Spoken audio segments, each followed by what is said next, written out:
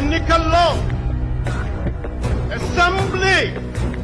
Assembly గేట్ను కూడా తాకలేవు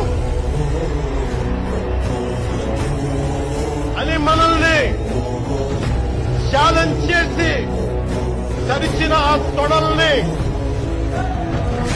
బద్దలు కొట్టాం. ఏం చేశాం? బద్దలు కొట్టాం.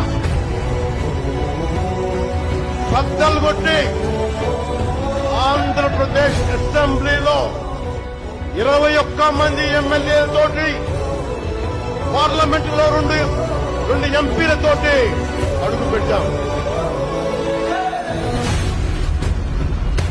దేశమంతా తల తిప్పి తిరిగి చూసేలా 100% స్ట్రైక్ రేట్ తో ఘన విజయం సాధించాం. ఎన్డీఏ కూటమి ప్రభుత్వాన్ని నిలబెట్టాం. ఈ రోజు చేతనం దగ్గర